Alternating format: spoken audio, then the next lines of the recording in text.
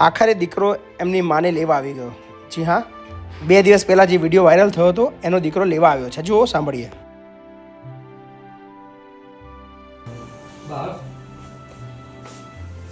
લેવા આવ્યો વાત કરી મૂકો ત્યારે હાલો લેવા આવ્યો હક ન થાતું બાર 2 દિવસ હક ન થાતું બાર લઈ આવું મેં કીધું આજ ગયો હશે તને બાપુ વિડીયો ન ઉતારે પ્લીઝ મારા આમ છે બાપુ.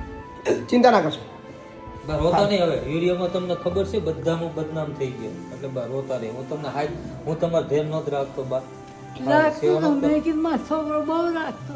બસ ને બાપુ એ તો કહે છે જ ને તમારું. બદનામ થઈ ગયો તોય બધી સેવા કરી દવાખાને લઈ ગયો બધી કર્યું અને બધું રાખ. ચિંતા ના કરશો.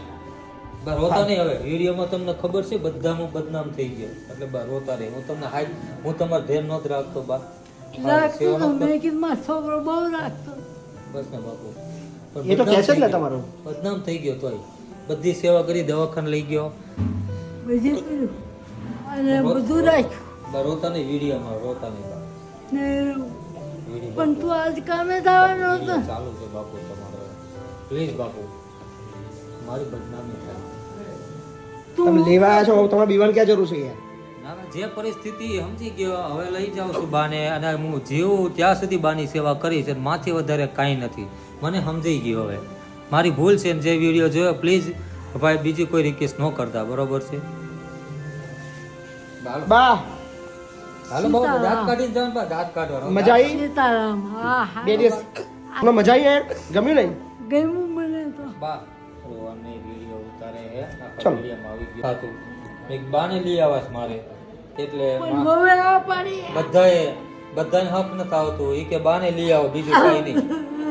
બાપુ વિડીયો ન ઉતાર પ્લીઝ તમને મારા કામ છે બાપુ હું બહુ બદનામ થઈ ગયો છું. મારા ભાઈ, તમે લેવા આવ્યા છો અને સારી વસ્તુ છે. હા આમાં તમારે ક્યાં ગભરાવાની જરૂર છે?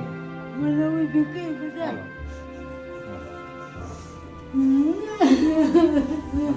હવે તમારો દીકરો લેવા આવી ગયો છે, હવે તમારે ગભરાવાની જરૂર નહીં. ગભરાવાનું જરૂર નહીં બાપુ બાપુ પ્લીઝ હું તમને કહું છું પ્લીઝ.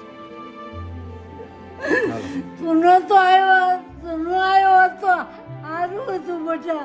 ના ના મને હાફ નહોતું આવતું એટલે ચલો, સારું થયું. વધુ એક માં એના દીકરાના ઘરે રહેશે. પણ અમારો ઉદ્દેશ કોઈને બદનામ કરવાનો નહીં. અમારો ઉદ્દેશ ફક્ત ને ફક્ત જે પોતાના મા બાપ છે એમને રાખે, સારી રીતે રાખે અને કોઈ માને વૃદ્ધાશ્રમ ના જવું હોય છતાં દીકરાએ એવી પરિસ્થિતિ ના આવે. બસ અમારો ઉદ્દેશ એ જ છે. સો કેવું લાગ્યો તમને વિડીયો ચોક્કસથી જણાવજો. અને હું તમામ દીકરાઓને અપીલ કરું છું, પ્લીઝ તમારી માતા પિતાને પ્લીઝ વૃદ્ધાશ્રમમાં ના મૂકો.